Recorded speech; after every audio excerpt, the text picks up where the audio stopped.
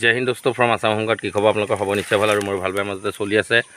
যোৱা 9 জানুৱাৰী তাৰিখে CMO Assam Facebook পেজত আমাৰ মাননীয় মুখ্যমন্ত্ৰী হিমন্ত বিশ্ব শৰ্মা ডাঙৰীয়াই গৃহ বিভাগ আৰু পুলিচ বিভাগৰ উচ্চ পদস্থ বিষয়াৰ লগত এখন বৈঠকত মিলিত হৈছিলে আৰু সেই বৈঠকত গৃহ বিভাগৰ দায়িত্বত যিমানসকল গৃহৰক্ষী জোৱান নিয়োজিত হৈ আছে আৰু গৃহ বিভাগৰ বাহিৰেও আৰক্ষী বিভাগতে হওক বা বাকী কোম্পানীসমূহতে হওক যিমানবিলাক গৃহৰক্ষী জোৱান নিযুক্ত হৈ আছিলে সকলোবিলাকৰে ডিটেইলছবিলাক আমাৰ মাননীয় মুখ্যমন্ত্ৰী মহোদয়ে বিচাৰিছিলে আৰু এখন আলোচনাত বৈঠকত মিলিত হৈছিলে আৰু আলোচনাত কি আলোচনা হ'ল আমি একো গম নাপাওঁ আৰু আলোচনাৰ বিষয়ে কি উত্থাপন হৈছিলে বা তাৰ ফলাফল কি আহিব সেইটো আমি গম নাপাওঁ আৰু বৰ্তমানলৈকে আমি গম পোৱা নাই।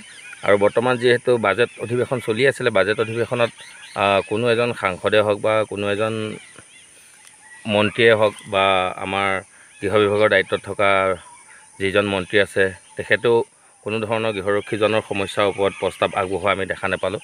খুব দুখ লাগে, কিয়নো ফেব্ৰুৱাৰী মাহ যাবলৈ হৈছে। আমাৰ মাননীয় গৃহমন্ত্ৰী অমিত শ্বাহ ডাঙৰীয়াই 4 মাহৰ সময় লৈছিলে, 4 মাহ পাৰ হ'বলৈ হৈছে আৰু বৰ্তমান আমাৰ অসমৰ যি বাজেট অধিৱেশন চলি আছিল তাতো আমাৰ গৃহৰক্ষীজনৰ সমস্যাৰ ওপৰত একো উত্থাপন হোৱা দেখা নাপালোঁ। আমি আশা কৰোঁ আজি শিৱৰাত্ৰি আৰু শিৱৰাত্ৰিৰ দিনাই আমি আশা কৰিছোঁ মাননীয় মুখ্যমন্ত্ৰী হিমন্ত বিশ্ব শৰ্মা ডাঙৰীয়া আমাৰ মৰমৰ মামাই খুব সোনকালে যাতে আমাৰ গৃহৰক্ষীজনৰ সমস্যাবোৰ যাতে সমাধান কৰে।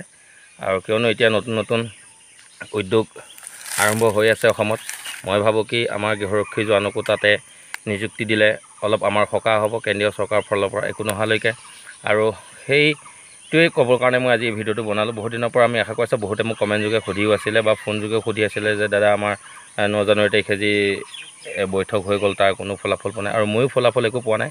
কিবা নতুন আপডেট আহিলে মই দিবলৈ আপোনালোকক চেষ্টা কৰিম। গৃহৰক্ষীজনৰ বৰ্তমানলৈকে তেনেকুৱা কোনো ধৰণৰ আপডেট অহা নাই আৰু আপোনালোকে যদি কিবা জানিছে বা গম পাইছে সেই বৈঠকত কি আলোচনা হৈছিল বা কিবা বাজেটত আহিব নেকি বা যদি ঘনক্ষৈ আপোনালোকে কিবা গম পাইছে তেনেহ'লে মোক কমেণ্ট যোগে জনাব আৰু মই যিমানখিনি জানো আপোনালোকক আপডেট দিয়ে আছোঁ আৰু বৰ্তমানলৈকে মই একো আপডেট পোৱা নাই, সেইকাৰণে ভিডিঅ'টো বনালোঁ।